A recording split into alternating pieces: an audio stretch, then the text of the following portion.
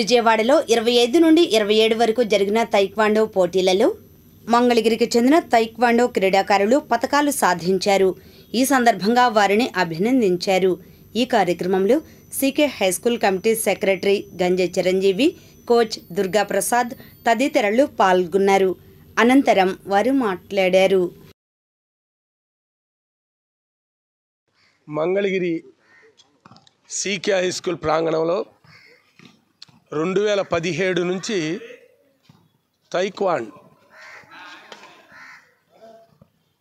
పిల్లలు దాదాపు 1000 మంది పిల్లలకి శిక్షణ ఇస్తూ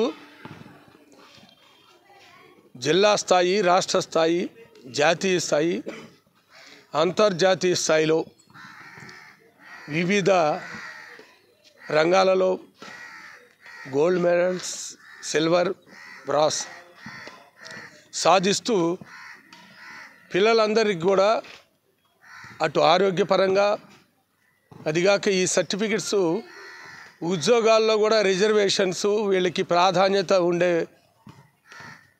భారత ప్రభుత్వం తీసుకుంది. దాంతోపాటుగా కామన్వెల్త్, ఆసియా గేమ్స్, ఒలింపిక్స్ ఈ పోటీలకి చాలా ప్రాధాన్యత ఉంది. మరి ఇక్కడ కోచ్లుగా సుబ్బారావు గారు, దుర్గా ప్రసాద్ గారు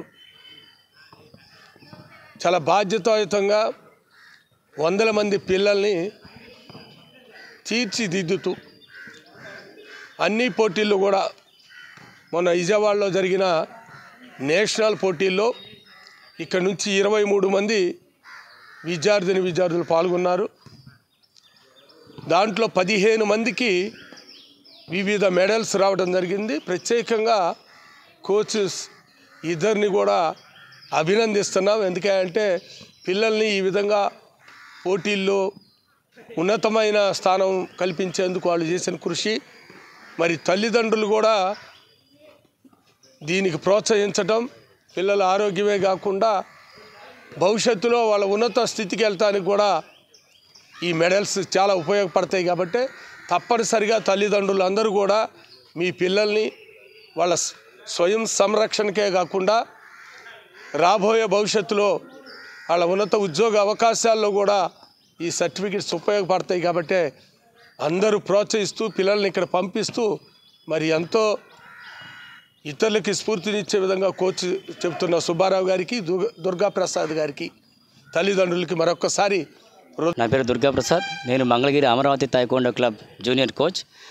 మనం గత 2017 నుంచి కూడా నిర్విరామంగా ఇక్కడ మనకి పిల్లలకి టీచింగ్ ఇవ్వడం జరుగుతుంది. ఈ కార్యక్రమానికి ఎప్పుడూ కూడా మాకు వెన్నంటే ఉండి మమ్మల్ని తీర్చిదిద్దిన మా కోచ్ కమ్ గుంటూరు జిల్లా తైక్వాండో జనరల్ సెక్రటరీ పడవల సుబ్బారావు గారు, మా గురువు గారు. అట్ ద సేమ్ టైం ఆయన జిల్లా సెక్రటరీ గారు కూడా.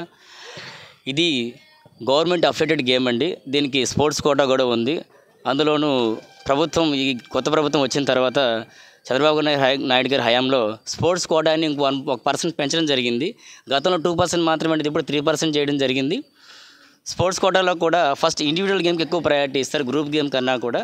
ఇది మానసికంగా, శారీరకంగా పిల్లల ఎదుగుదలకి, అలాగే వారిని వారు రక్షించుకోవడానికి ఎంతగానో ఇది ఉపయోగపడుతుంది.